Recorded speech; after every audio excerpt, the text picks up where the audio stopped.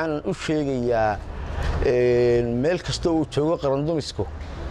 wasiir goodax barre wasiirka waxbarashada hidaaya tacliinta sare oo Soomaaliya inuu yahay haliyay ummadda Soomaaliyeed ku jira meel kasta oo cadawgiisa joogana aanu ka difaacayno wixii qarandumiska taas waa taa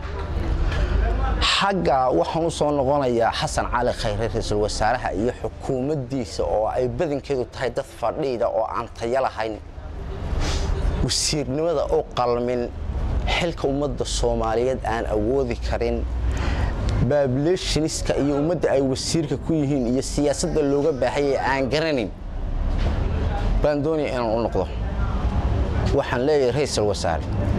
anigu oday isaaq baan ahay garxajis habariyoonis waad og tahay garxajis 13 xildhibaan buu leeyahay ka xumaadii mooye 12 xildhibaan oo kale wasiiradii aanu ku keenay ee xildhibaanada beesha garxajis ay ku keeneen mad magacaabin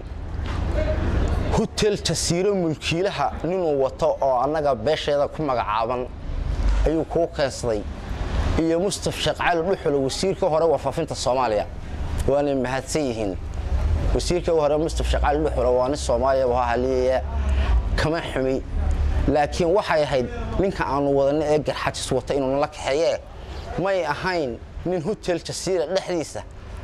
inuu ka soo qaysto anigu deen ugu jirta garan mayno waxaan ku leeyahay ra'iisul wasaare dalka halku maanta maraya waad aragtaa waxa loo baahan yahay wigolo wasiira oo la mid ah goodax barre oo cadawga ummadda soo weeraray sidoo goodax barre uga bareeray oo u dagaalamay u difaaci kara dalka cadow muuqda iyo mid u malaysanayaan waxaan ku leeyahay annaga haddaan nahay odayaasha beesha garxajis wasiirka shaqada iyo shaqaalaha nama matalo inaan ku kalsoonay maaha in annaga aan garanayno maaha in siyaasadda Soomaaliyeed iyo kasoo kabashada iyo midnimada iyo dibashiinta ka qayb qaadan kara maaha ra'iisul wasaare waxaan ku leeyahay si yar iyo si hoose iyo si gaaraba waan ku kala hadalay wasiirkaas naga bedel wasiirada kale ee iska fadhiya kuraasada ee aanay wax dal iyo dad midna toona aan garanayna kuraasada ku fadhiisana tayasiyo bedel oo xukuumad tayala lagaga baahan yahay xukuumad tayale ay lagaga baahan ra'iisul wasaare waa codsi xukuumad tayale haddii aad ka sii dhaga adagto waad arkaysaa maanta inta la isku weegaaray iyo dalka halka uu marayo wax golaha wasiirada Soomaaliyeed maanta ku jira oo difaaci kara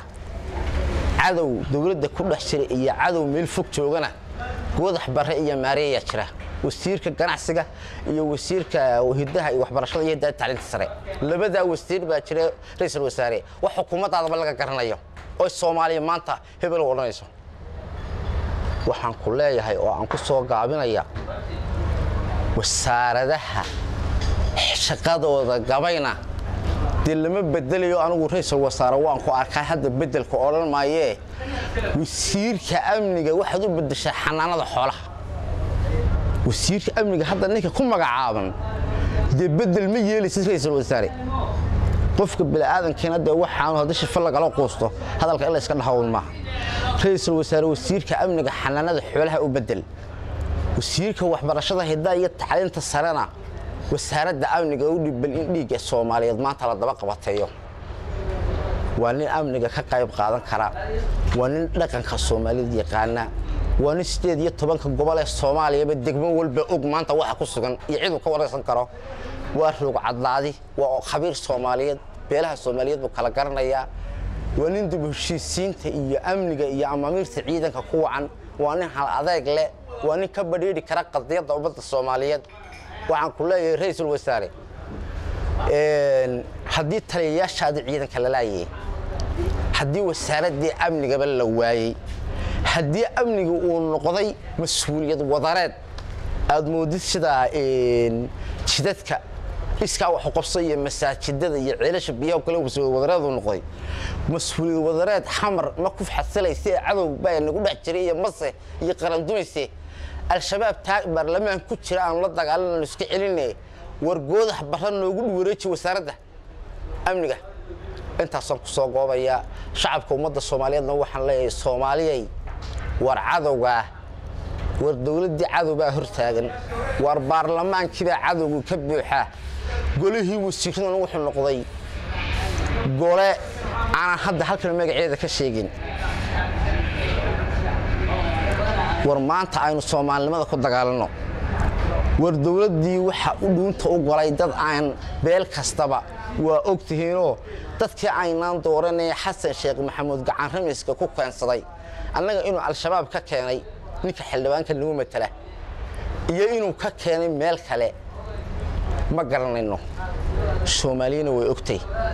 Soomaaliyay xildhibaankaasi xildhibaan anaga kalsoonidayada ku fadhiya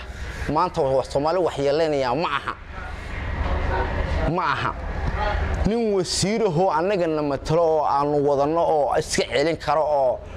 anana aanu lugta u qabanana ma wasiirnimadii nooma hayo hotel Jasiira wasiir matala meeshii noo fadhiya war Soomaaliya isku fiican wassalaamu calaykum waraxmatullaahi wabarakaatuh